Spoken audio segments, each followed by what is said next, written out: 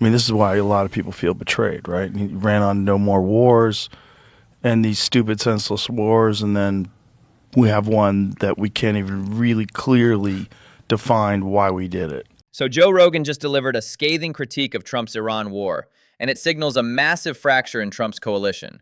With approval ratings tanking over the May deadline disaster and former allies questioning his promises, this represents the anti-establishment revolt Trump feared most. Let's break this down. Which just doesn't make any sense to me unless we're acting on someone else's interests, like particularly Israel's interests. Just didn't make any sense to me. Like if they had supposedly dismantled their chances of making a nuclear bomb, whether or not that's true, or, I mean, it's so hard to know. This hits the core issue. Trump's base voted against endless wars for Israel's benefit, yet here we are. Latest polling shows 68% of Trump voters oppose the Iran conflict, with many citing this exact concern about foreign influence driving American blood and treasure into Middle Eastern conflicts. They're all endless. Did you ever hear Rumsfeld talk about Iraq when it first happened? Tell me. They were talking about like 6 weeks. 6 weeks. Oh, yeah. 6 weeks. Yeah. But they put, that was ground force, and I know that they've not ruled that out. For me, that would be... They have? The Iraq parallel is devastating because it's exactly right. Rumsfeld promised 6 weeks, we got 20 years. Now Pentagon officials are privately admitting this Iran operation could extend past 2028, completely contradicting the quick, decisive action narrative sold to the public initially. You really think it's that simple? Trump's doing what he wants to do. That's it? Yes. You don't think people are influencing him? Because there's a lot of war hawks around him, right? There's a lot of people that want this and have for a long time. I mean, Netanyahu's in there, but then Tucker was in there a bunch. But do you think Tucker has the kind of influence that Netanyahu has? The Netanyahu influence question exposes Trump's greatest vulnerability. He promised to drain the swamp, but surrounded himself with the same war hawks who pushed Iraq. Bolton, Pompeo's protégés, and defense contractors now have more White House access than his own campaign advisors did. Well, no one wants Iran to have a nuclear weapon other than Iran, right? Yeah, I think that the border was wide open. Oh, yeah. And definitely some people from the Middle East got through. And we have no idea, like, what is I mean, I'm sure there's some intelligence agencies that have an understanding of what the threat is. I hope so. I mean, I think we see that these terrorists are able to do an incredible amount of damage with pretty simple rifles. You know, and sometimes, was it the French, the club, that particular terrorist action, there were other people that were using bombs that, like, only killed one or two people, but the guys with the machine guns were able to gun down, like, dozens of people. So certainly, that's scary. I think none of us want to, I think that's where a lot of Americans, when it happened, the reason so many people were against it, I believe a majority is against it, is because you're like, great, what are we, you know, first of all, is it going to be another endless war? And second of all, are we going to get a bunch of terrorist actions here? I think if we did, I don't think support for the war goes up. I think it goes down. Oh, for sure. Yeah.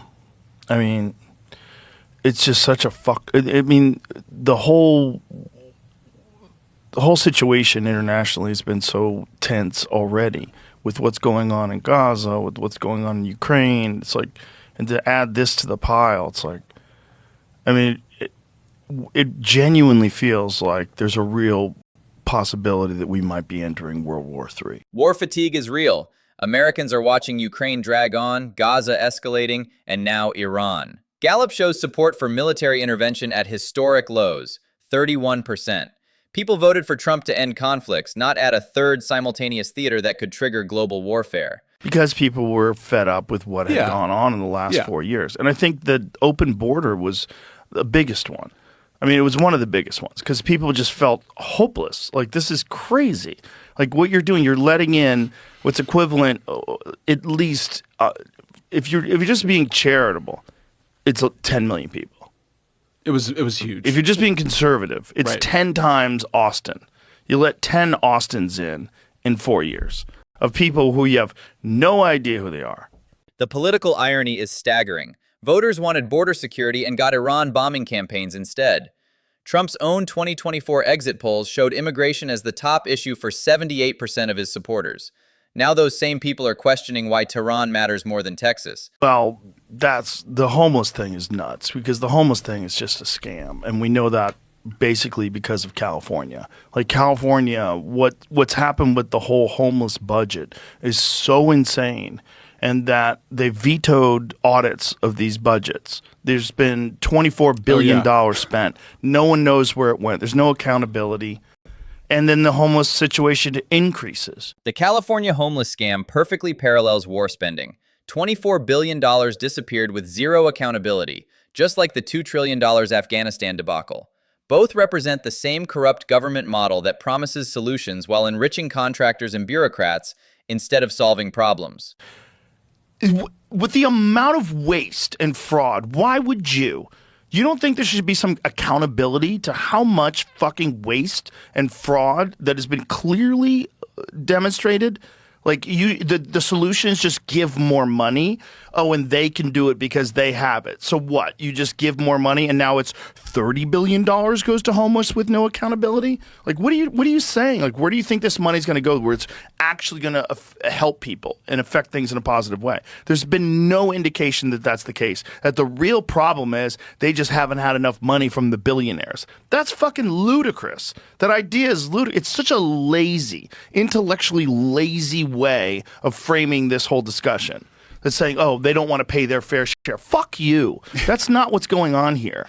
This connects directly to Iran war spending. We're told it's essential for security while domestic problems fester. Americans see $200 billion allocated for Iranian regime change, while cities crumble and border communities remain unprotected. The priorities are completely backwards. Yeah, I don't see a pathway where California anytime soon turns around. I don't see how it could. I feel like the momentum has shifted so far in a terrible direction, and the solutions are always tax more, take more money from people. You see of this completely corrupt, irresponsible, fraud-ridden, wasteful government that wants more of your money. And the solution is, if we take more money, we're going to make things better, which is just insanity. California's failed model now defines federal policy. Throw money at problems, ignore results, demand more funding. The Iran war represents the same approach. Escalate spending, ignore outcomes, promise eventual success. It's the antithesis of the efficient government Trump once promised.